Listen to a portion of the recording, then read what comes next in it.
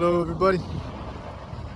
So I came out of a coffee shop to the beach and I wanted to enjoy a little walk, but I couldn't help but notice all of the teeny tiny little pieces of polystyrene that are all over the sand, all the plastic containing cigarette butts that I saw a photo recently of one of these cigarette butts being fed by a mama bird to her little child, and yeah, it's disgusting. It's absolutely disgusting. Even right now, as I cross this riverbed, there's this particular river. There's polystyrene just all over the. Look at that. It's everywhere. It's just oh, another piece here. What is this? More crap. It's everywhere. It's a massive problem. Breaks down into all these tiny little spherical nodules and then gets carried by the wind.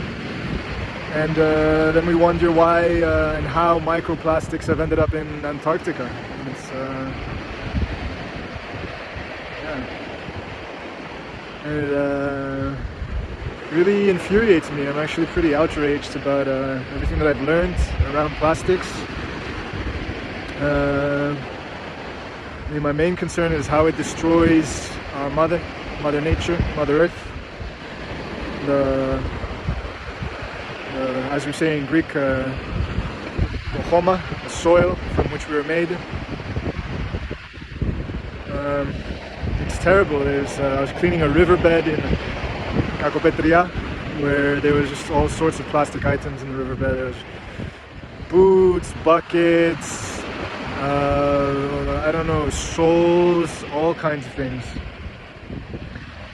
There's another styrofoam piece. And some of you might tell me, well, okay, Gab, well, that's just, it's not about the use of the plastic. It's just that some people are just mismanaging, just throwing it away into the river. It's not a plastic issue. It's a people issue. Well, to that I would say, yeah, it's definitely a people issue, but it's also a plastics issue. It's also a plastic producer issue. It's also an end user issue. It's the whole. All of us are partially to blame. Perhaps some more than others. All of us are partially to blame for the plastics crisis.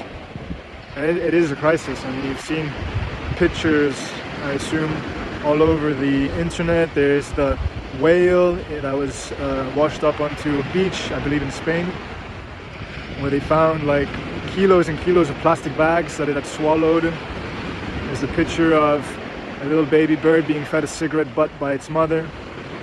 There's the seal with its head caught in a frisbee. There's a seagull full of microplastics in its stomach. I mentioned the microplastics in the Antarctic. They've been found in remote deserts. There's research that has shown that it's been found in fruits and vegetables, apples, carrots. It's being taken up by our soil. It's being taken up by the food that we eat, seafood. It's inside us. It's everywhere. Studies that show that synthetic clothing can cause chronic inflammation of the lungs. Microplastics, now we're going on to the health stuff. Microplastics have been shown to cause chronic inflammation in the body upon ingestion.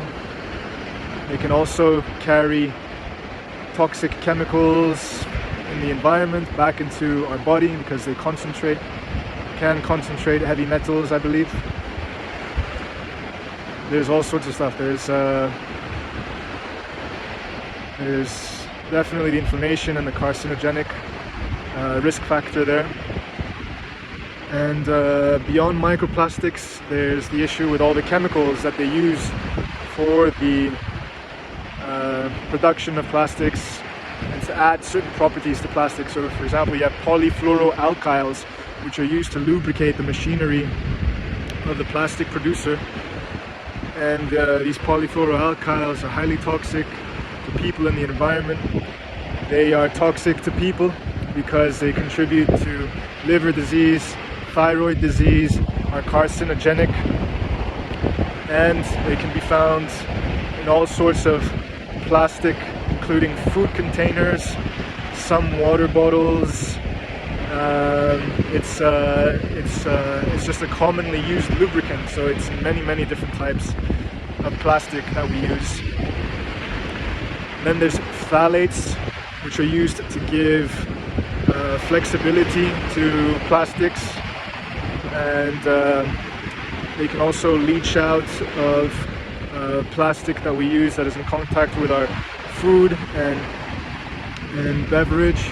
Oh, did you know that coffee cups have plastic liner that can leach hundreds of thousands of particles of microplastic into your coffee in just 15 minutes? And this is all stuff that you can look and research online if you want, and if you can stomach it, because it's actually relatively or very horrifying. That polyfluoroalkyl that I've been talking to you about, it's been found in Belgian drinking tap water, and it's been poisoning people for 10 years. It took 10 years for the authorities to find out that it was in the drinking water, and it was publicized, but then it was all hushed up because they couldn't do anything about it, because it's all over. It's inside the groundwater aquifers, and they can't really filter it out.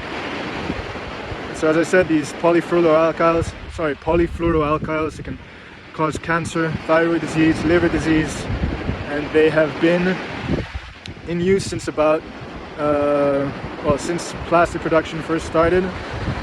And it was only about in the 2010s that we found out how toxic they are to us. And their toxicity is measured in parts per trillion, which means it is very toxic. And that brings me on to the issue with recycling. So you have all of these toxic chemicals, such as bisphenol, that are being used in plastics, and all of these plastics that are being recycled, well, they contain all of these toxic chemicals. So when they go back into being mixed with new virgin plastic to create new products, well, you have all of these toxic chemicals that are being reused.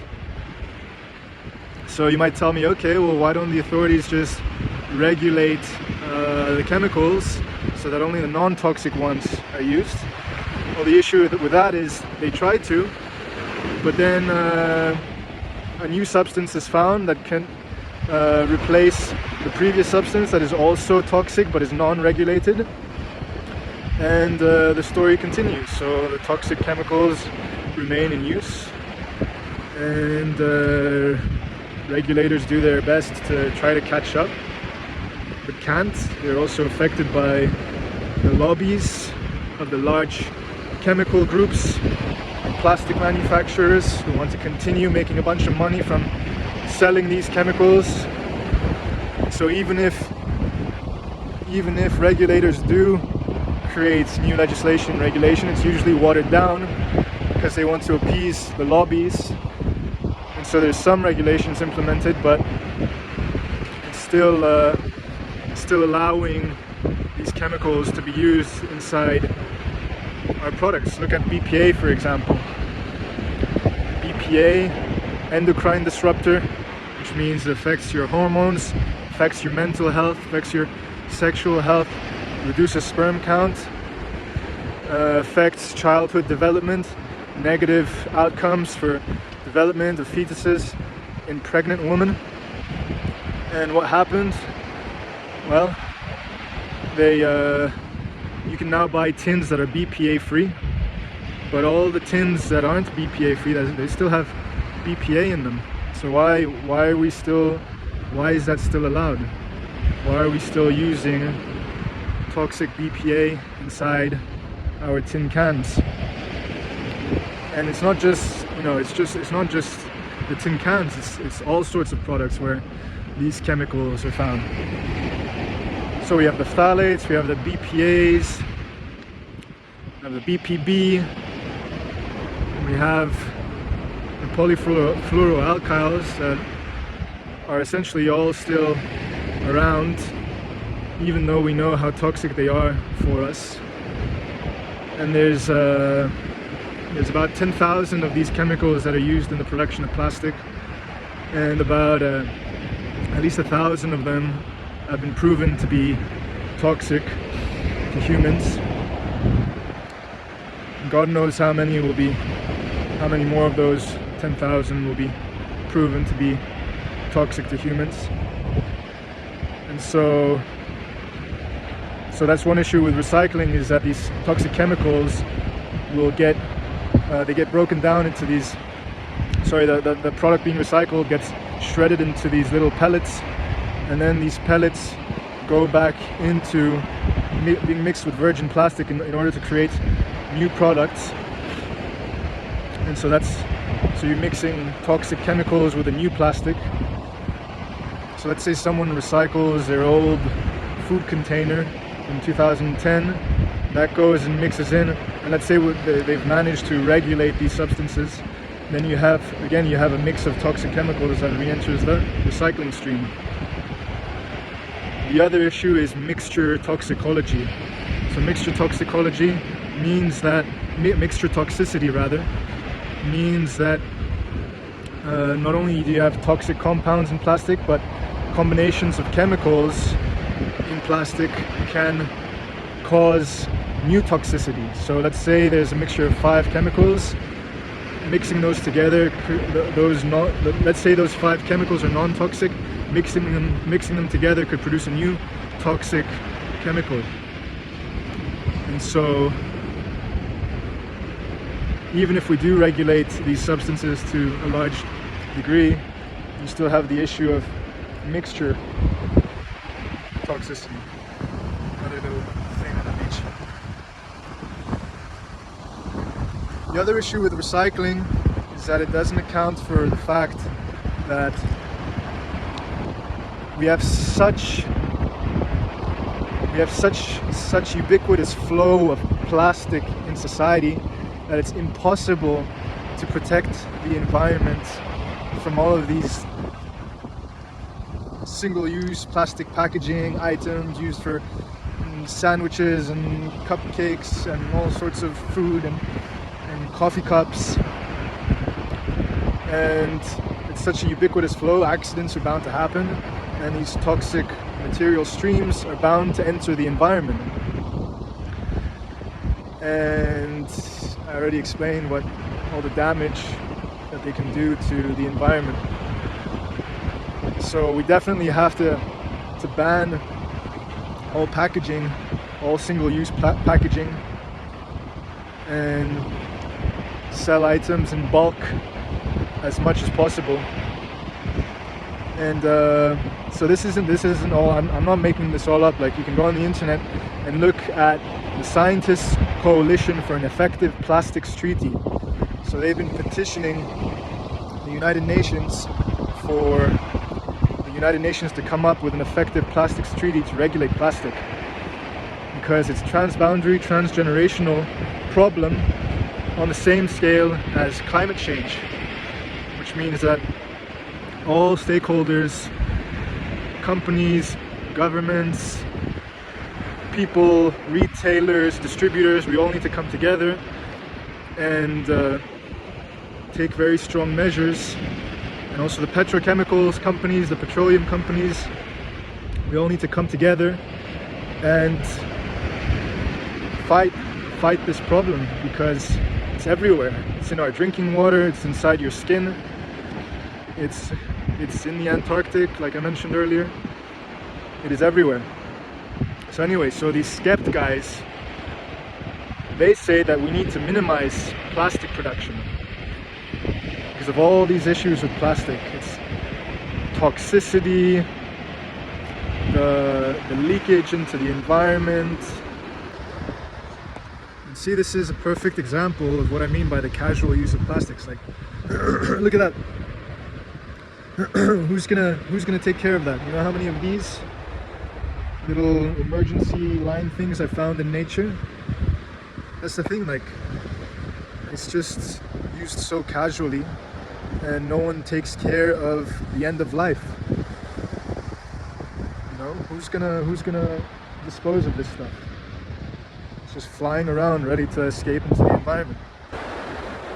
I just found another example of poor management of the end of life of a plastic. Look at this. Look at this cone.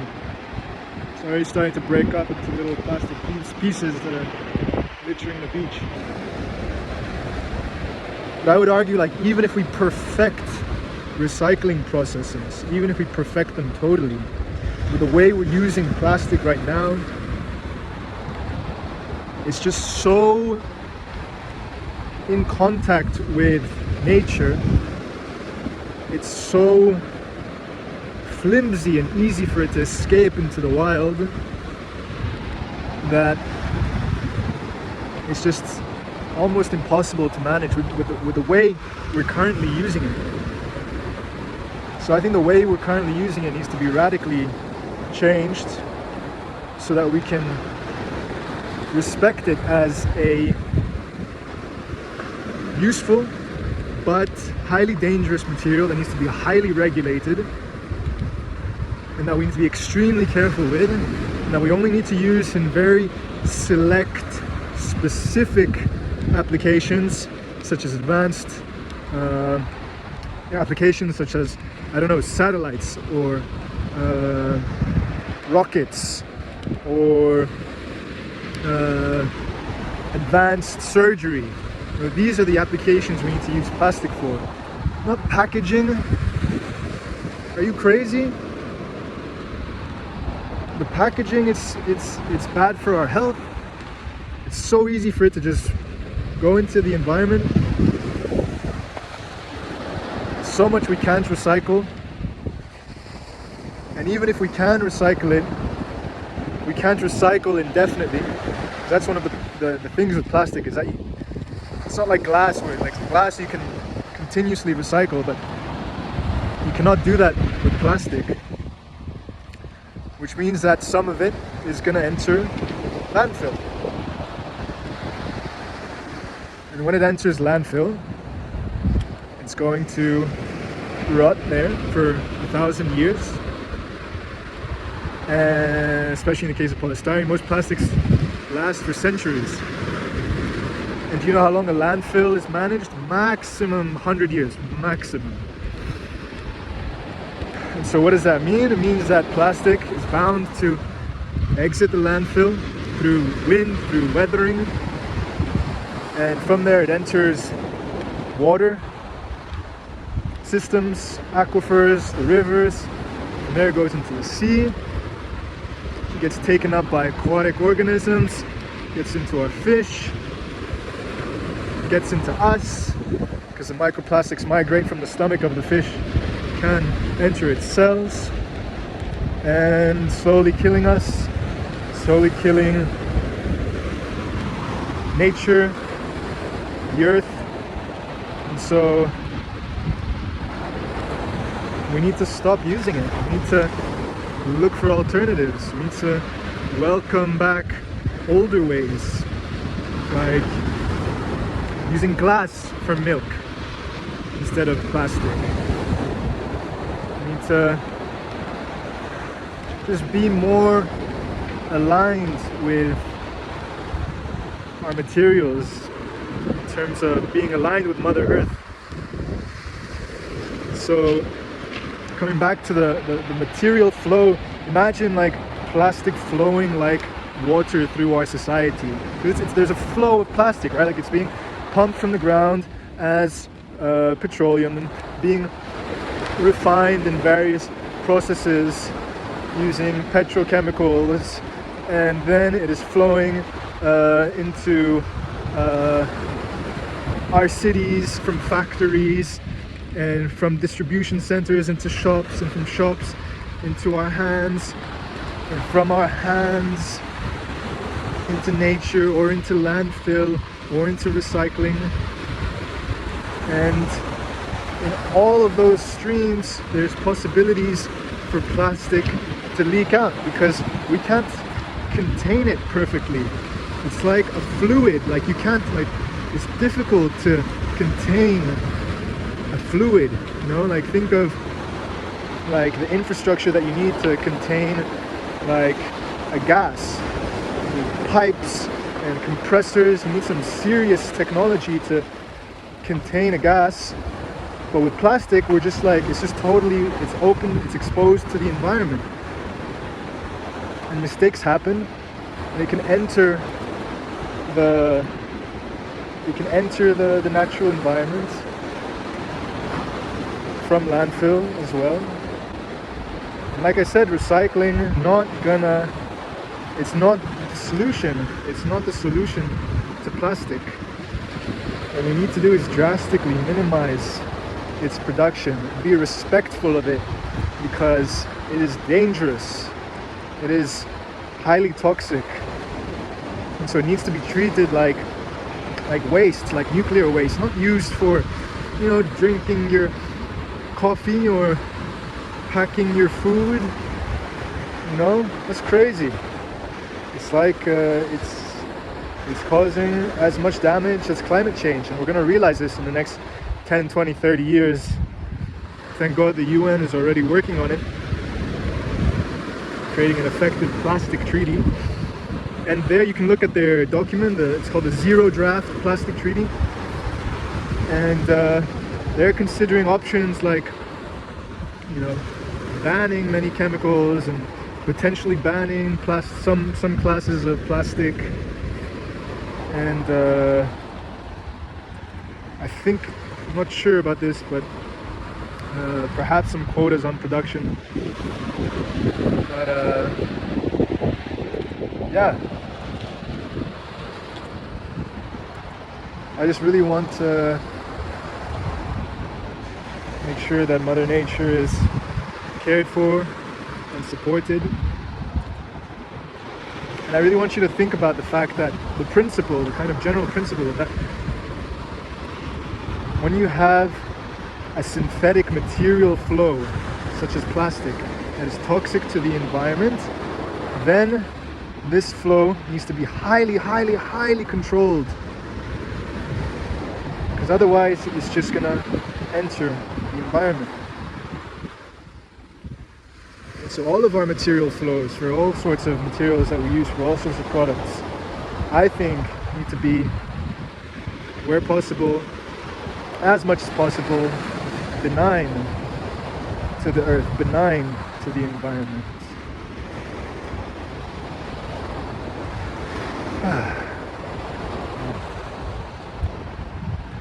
So I'd like to encourage you to start transitioning to a low plastic life. Another styrofoam piece. A life where you drastically reduce, more styrofoam, where you drastically reduce your plastic consumption. Shop at zero waste bulk Whole Foods stores, you know. And for your health, start using stainless steel for your food and drink instead of plastic. Sign the petition for an effective plastics treaty. You can find it on earthday.org. Petition for an effective plastics treaty.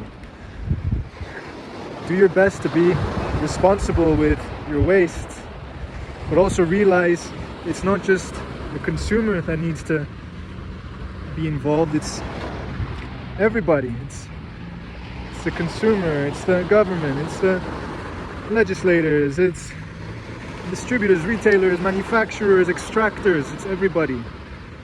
Everybody needs to contribute to a solution to this problem.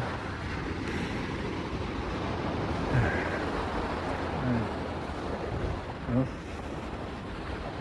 I love you. Thank you so much for listening. Most of all, I love Pachamama. Hope you do too. God bless.